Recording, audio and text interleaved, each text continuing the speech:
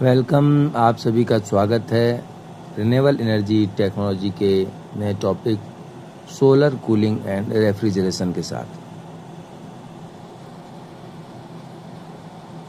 Renewable energy technology के एक बहुत ही इम्पोर्टेंट, एडवांस और इंटरेस्टिंग टॉपिक को समझेंगे आज, solar cooling and refrigeration. Generally जब हम कूलिंग या एयर कंडीशनिंग की बात करते हैं तो हमारे माइंड में रेफ्रिजरेटर, एयर कंडीशनर और कंप्रेसर जैसे सिस्टम आते हैं जो इलेक्ट्रिसिटी की सहायता से कूलिंग प्रोड्यूस करते हैं। लेकिन इंजीनियरिंग का सबसे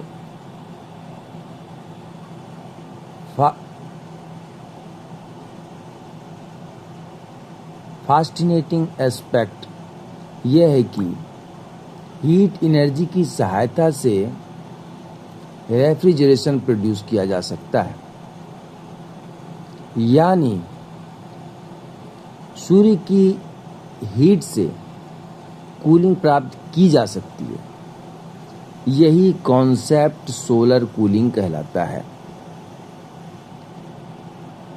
हीट एनर्जी की सहायता से, समझेंगे फिर से, हीट एनर्जी की सहायता से भी रेफ्रिजरेशन प्रोड्यूस किया जा सकता है, यानी कि सूर्य के जो हीट हैं उससे भी कूलिंग प्राप्त की जा सकती है। यही कॉन्सेप्ट है सोलर कूलिंग। हम विशेष रूप से आज एब्जॉर्प्शन रेफ्रिजरेशन सिस्टम यानी ARS को समझेंगे, जो कि conventional vapour compression refrigeration system का एक थर्मल अल्टरनेटिव है। एब्जॉर्प्शन रेफ्रिजरेशन सिस्टम को यानी ARS को समझेंगे, जो conventional vapour compression refrigeration system का एक थर्मल अल्टरनेटिव है। पहली बार सुनने पर यह कॉन्सेप्ट थोड़ा स्ट्रेंज लगता है कि सूर्य जो स्वयं हीट का सोर्स है वही कूलिंग कैसे प्रोड्यूस कर सकता है। लेकिन थर्मोडायनेमिक्स में हमें यह बात क्लियर कर सकते हैं कि रेफ्रिजरेशन का वास्तविक उद्देश्य कोल्ड प्रोड्यूस करना नहीं, बल्कि हीट रिमूवल करना है। यदि किसी सिस्टम में हीट एनर्जी का सही उपयोग किया जाए तो वही हीट रेफ्रिजरेशन साइकिल को ऑपरेट कर सकती है।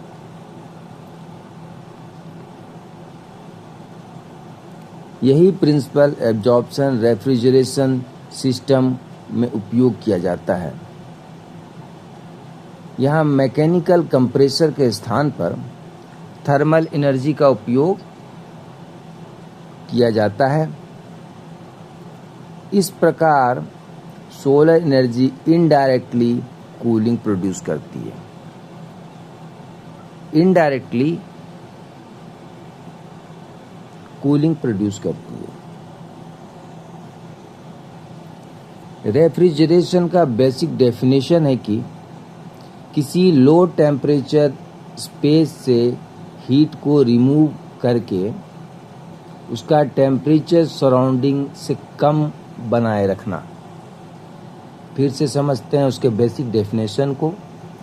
किसी लो टेम्परेचर स्पेस से हीट को रिमूव करके उसका टेम्परेचर सराउंडिंग से कम बनाए रखना।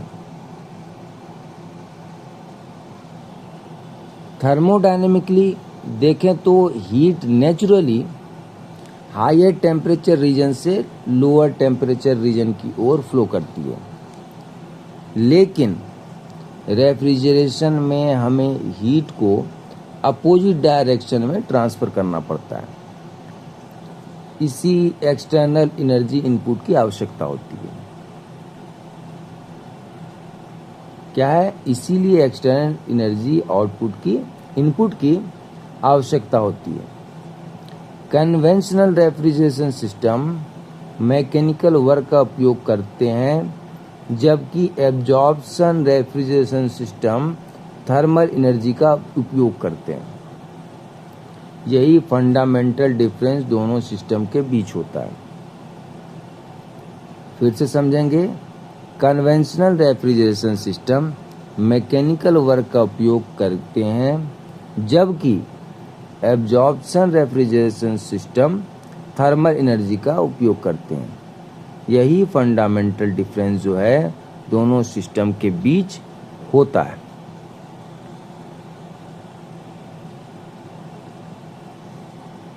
आज पूरी दुनिया में एनर्जी क्राइसिस और एनवायरमेंटल पॉल्यूशन जैसी समस्याओं का सामना हो रहा है। क्या हो रहा है? सामना हो रहा है।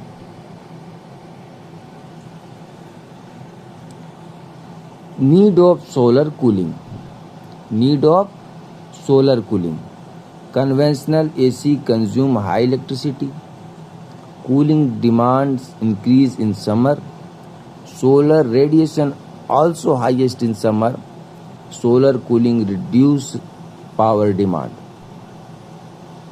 तो कन्वेंशनल एयर कंडीशनिंग सिस्टम बहुत ही इलेक्ट्रिसिटी कंज्यूम करते हैं। विशेष रूप से खासकर समर सीजन में कूलिंग डिमांड बढ़ जाती है बहुत तेज़ी से, जिससे इलेक्ट्रिसिटी ग्रिड पर हैवी लोड आता है। इंटरेस्टिंग बात यह है कि जिस समय कूलिंग डिमांड हाईएस्ट होती है, उसी समय सोलर रेडिएशन इंटेंसिटी भी मैक्सिमम होती है। इसीलिए सोलर कूलिंग एक बहुत ही प्रैक्टिकल सॉल्यूशन बन जाता है। यदि हम सोलर एनर्जी का उपयोग रेफ्रिजरेशन और एयर कंडीशनिंग में करें तो इलेक्ट्रिसिटी कंजप्शन या फॉसिल फ्यूल्स डिपेंडेंसी दोनों को कम किया जा सकता है। दोनों को क्या कर सकते हैं? कम कर सकते हैं। Vapour compression refrigeration system. Conventional refrigeration system मुख्यतः वेपर कंप्रेशन रेफ्रिजरेशन साइकिल यानी VCRS पर बेस्ड होता है। इससे मुख्य 4 कंपोनेंट हैं: कंप्रेसर, कंडेंसर, एक्सपांशन वाल्व और इवोपरेटर। कंप्रेसर क्या है? रेफ्रिजरेंट वेपर को हाई प्रेशर पर कंप्रेस करता है। इसके बाद कंडेंसर में रेफ्रिजरेंट हीट रिजेक्ट करके लिक्विड फॉर्म में कन्वर्ट करता है। क्या करता है? लिक्विड फॉर्म में कन्वर्ट करता है। फिर एक्सपांशन वाल्व प्रेशर को अचानक रिड्यूस करता है। और एवोपरेटर में जो रेफ्रिजरेंट हीट एब्जॉर्ब करके कूलिंग इफेक्ट प्रोड्यूस करता है। ये पूरा मैकेनिकल कंप्रेसर पर आधारित होता है। ये जो साइकिल है वो मैकेनिकल कंप्रेसर पर बेस्ड होता है। आप इस टेक्निकल कॉन्सेप्ट को फिगर से, डायग्राम से भी समझ सकते हैं कि ये प्रोसेस किस तरीके से चल रहा है। कंप्रेसर से कंडेंसर, कंप्रेसर से कंडेंसर, कंप्रेसर से कंडेंसर, कंडेंसर से एक्सपांशन वाल्व, एक्सपांशन वाल्व से एवोपरेटर, और फिर ये साइकिल चलता रहता है।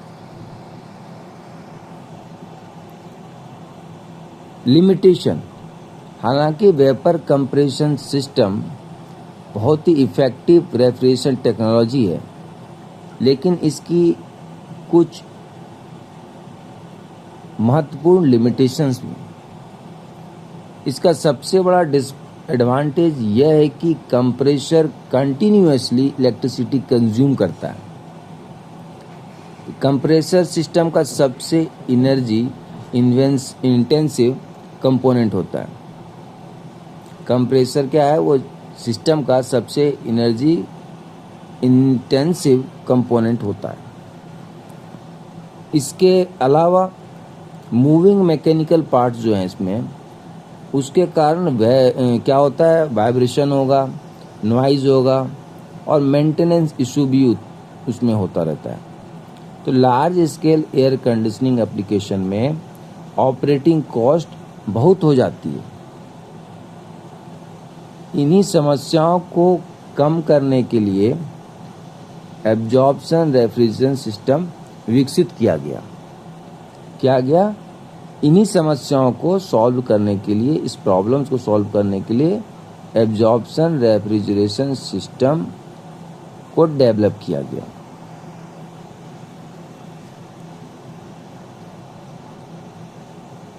Absorption refrigeration system refrigeration engineering का एक बहुत ही इम्पोर्टेंट थर्मल सिस्टम है। इसमें कन्वेंशनल मैकेनिकल कंप्रेसर को रिप्लेस कर दिया जाता है और इसके जगह पर जनरेटर और एब्जॉर्बर जो दो कंपोनेंट हैं उसका उपयोग किया जाता है।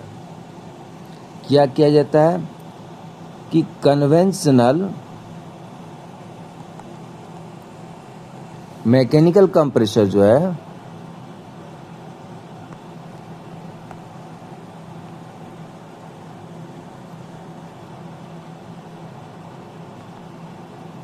मैकेनिकल कंप्रेसर को रिप्लेस करके यहाँ पे क्या लगा दिया, जनरेटर और एब्जॉर्बर।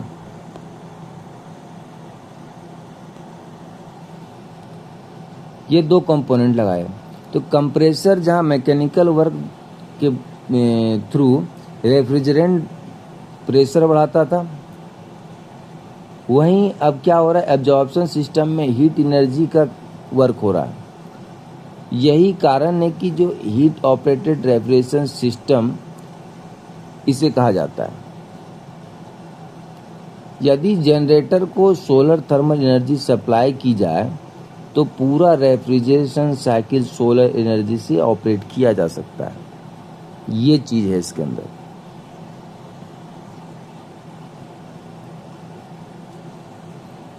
अब main components of ARS, absorption refrigeration system में जो मुख्यतः बेसिक क्या है, generator, condenser, expansion bulb, evaporator और एब्जॉर्बर और साथ ही पंप। जनरेटर सिस्टम को थर्मली ड्राइविंग यूनिट के रूप में समझते हैं।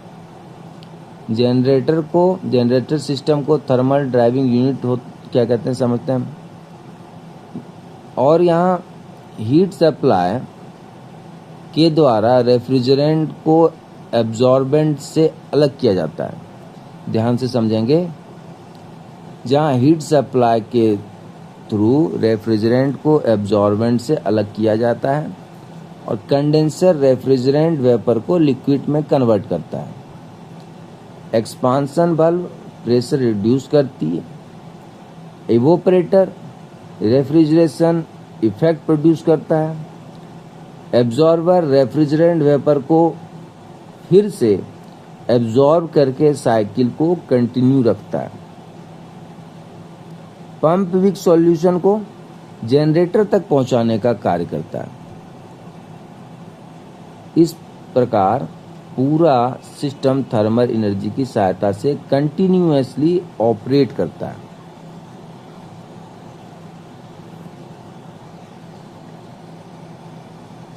इसका वर्किंग प्रिंसिपल क्या है?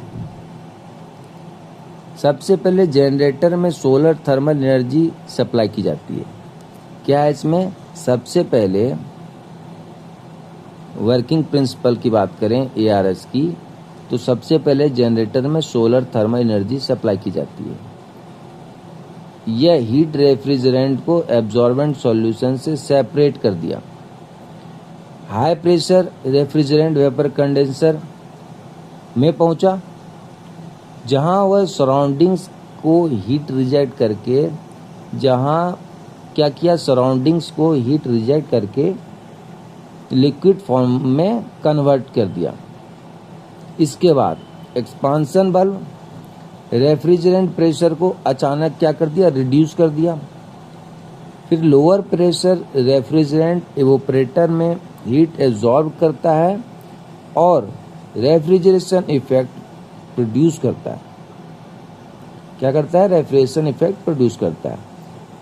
अब एवोपरेटर से निकलने वाला रेफ्रिजरेंट वेपर एब्जॉर्बर में पहुंचा। एवोपरेटर से निकलने वाला रेफ्रिजरेंट वेपर क्या हुआ, एब्जॉर्बर में पहुंचता है, जहां एब्जॉर्बेंट उसे एब्जॉर्ब कर लेता है। इसके बाद सॉल्यूशन फिर से जनरेटर में भेजा जाता है और ये साइकिल जो वो रिपीट होती रहती है। ये इसका वर्किंग प्रिंसिपल है। अब जनरेटर की बात करते हैं। जनरेटर एब्जॉर्प्शन रेफ्रिजरेशन सिस्टम का एक इम्पॉर्टेंट कंपोनेंट है, सबसे पहली बात। और इसको एक नाम है थर्मल कंप्रेसर, इसे थर्मल कंप्रेसर भी कहते हैं। और इसका जो मेन वर्किंग है वो एब्जॉर्बेंट सॉल्यूशन से रेफ्रिजरेंट को अलग करना। जब जनरेटर को हीट सप्लाई की जाती है तो सॉल्यूशन का टेम्परेचर क्या हो गया, वहाँ पर इंक्रीज हो गया और रेफ्रिजरेंट वेपोराइज्ड होकर क्या होता है, वो अलग हो जाता है। यदि यह हीट सोलर कलेक्टर से प्राप्त हो तो सिस्टम रिन्यूएबल एनर्जी पर ऑपरेट कर सकता है। जनरेटर का परफॉर्मेंस पूरे ARS इफिशिएंसी को सिग्निफिकेंट इफेक्ट करता है।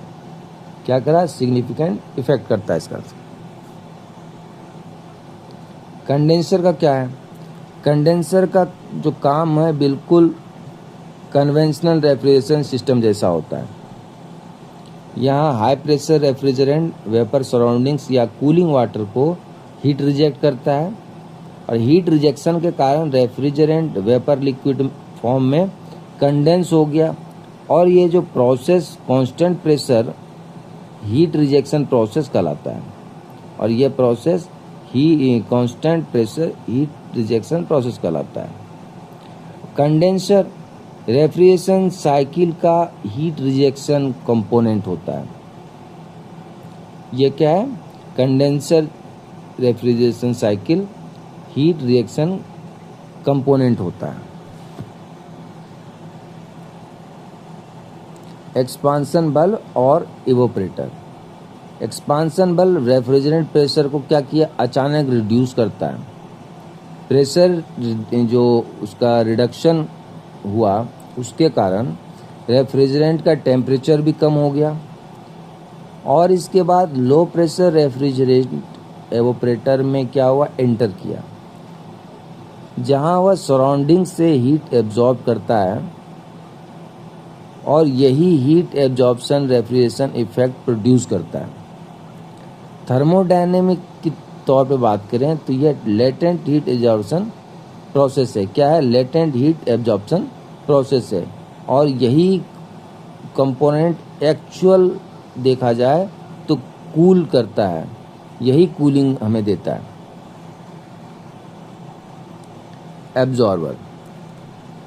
एब्जॉर्बर एब्जॉर्प्शन रेफ्रिजरेशन सिस्टम का एक और मुख्य पार्ट है, कंपोनेंट है।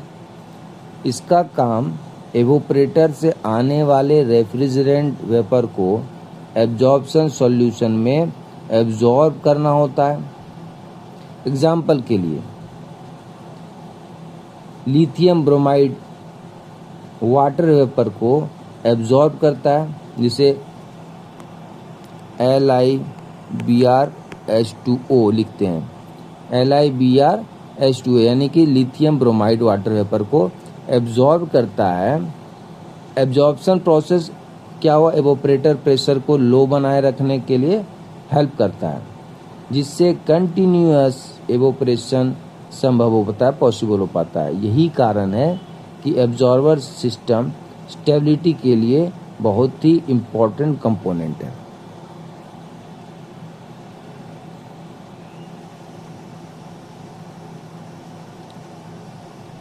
Lithium bromide,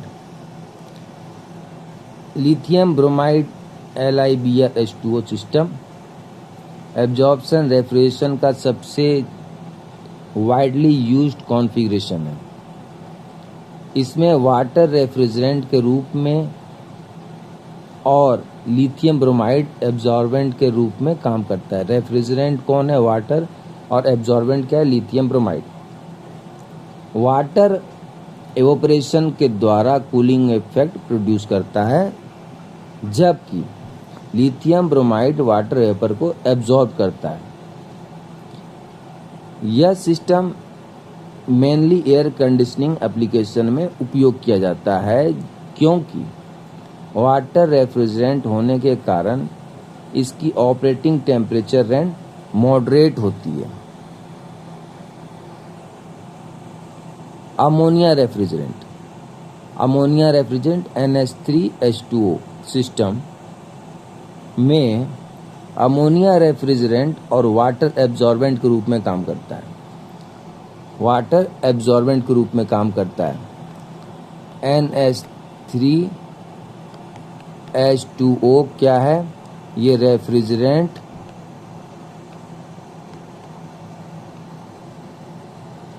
water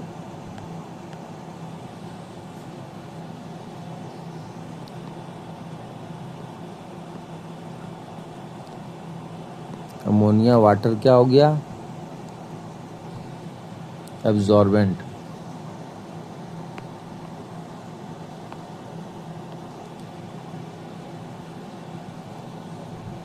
ammonia refrigerant और वाटर एब्जॉर्बेंट के रूप में काम करता है। अमोनिया का बॉइलिंग पॉइंट बहुत कम होता है, इसका बॉइलिंग पॉइंट बहुत कम होता है अमोनिया का, इसलिए लो टेम्परेचर रेफ्रिजरेशन एप्लीकेशन के लिए सूटेबल है। इंडस्ट्रियल रेफ्रिजरेशन तथा cooling storage system, industrial refrigeration system तथा कूलिंग स्टोरेज सिस्टम में इस सिस्टम का बहुत ही उपयोग होता है, काफ़ी रूप में, व्यापक रूप में। हालांकि अमोनिया टॉक्सिक होता है। क्या होता है? टॉक्सिक होता है, इसलिए सेफ्टी कंसिडरेशन इसमें बहुत ही इम्पोर्टेंट है, बहुत ही महत्वपूर्ण है। Coefficient of performance, refrigeration system की परफॉर्मेंस को इवेल्युएट करने के लिए कोफिशिएंट ऑफ परफॉर्मेंस यानी COP का उपयोग किया जाता है। इसको फॉर्मुलेट कैसे करते हैं? COP is equal to QE/QG। अब QE क्या है? यह इवोपरेटर से प्राप्त कूलिंग इफेक्ट, इवोपरेटर से प्राप्त कूलिंग इफेक्ट। अब QG क्या है? यहाँ पर QG है जनरेटर से प्राप्त सप्लाई हीट, जनरेटर से जो प्राप्त हो रहा है वो सप्लाई हीट है। हायर COP का जो मतलब होता है वो सप्लाइड हीट के मुकाबले अधिक रेफ्रिजरेशन इफेक्ट को मिलना, और एब्जॉर्प्शन सिस्टम का COP generally vapour compression refrigeration system से कम होता है, लेकिन इसका major advantage renewable heat utilisation के रूप में होता है। Solar air, solar air conditioning जो है वो मॉडर्न सस्टेनेबल कूलिंग टेक्नोलॉजी का जो एक महत्वपूर्ण एग्जाम्पल है। इसमें solar collector thermal energy collect करके जनरेटर को सप्लाई करता है, और ये हीट एब्जॉर्प्शन रेफ्रिजरेशन साइकिल को ऑपरेट करती है और कूलिंग इफेक्ट प्रोड्यूस करती है। विशेष रूप से अगर बात करें तो हॉट क्लाइमेट रीजन में सोलर एयर कंडीशनिंग बहुत ही इफ़ेक्टिव सॉल्यूशन है, क्योंकि मैक्सिमम कूलिंग डिमांड के समय मैक्सिमम सोलर रेडिएशन अवेलेबल होता है, मैक्सिमम सोलर रेडिएशन अवेलेबल होता है। Advantage of ARS, absorption refrigeration system में कई इम्पोर्टेंट एडवांटेज हैं। ये सिस्टम में कम इलेक्ट्रिसिटी कंजप्शन, कम कंज्यूम करते हुए रिन्यूएबल एनर्जी यूटिलाइज करते हैं और साइलेंट ऑपरेशन प्रदान करते हैं। क्योंकि हैवी मैकेनिकल कंप्रेसर यहाँ नहीं होता। लेकिन इसके कुछ लिमिटेशंस भी हैं। लोअर COP इसका लोअर होगा। लार्ज सिस्टम साइज लार्ज होगा। हाई इनिशियल कॉस्ट, इसका जो शुरुआती खर्च है वो बहुत ज़्यादा होगा। और कंपैरेटिवली कॉम्प्लेक्स मेंटेनेंस, इसका जो मेंटेनेंस है थोड़ा तुलनात्मक रूप से बात करें तो कॉम्प्लेक्स है। फिर भी सस्टेनेबल कूलिंग टेक्नोलॉजी में इसका महत्व जो है, इसका जो इम्पोर्टेंस है वो बहुत ही तेज़ी से बढ़ रहा है। इसकी एप्लीकेशंस की बात करें तो एब्जॉर्प्शन रेफ्रिजरेशन सिस्टम के application solar air conditioning, cold storage, industrial refrigeration, food prevention और वाटर हीट रिकवरी सिस्टम में किया जाता है। रिन्यूएबल एनर्जी पर आधारित स्मार्ट बिल्डिंग तथा ग्रीन कूलिंग टेक्नोलॉजी में इन सिस्टम्स की डिमांड लगातार काफ़ी तेज़ी से बढ़ रही है।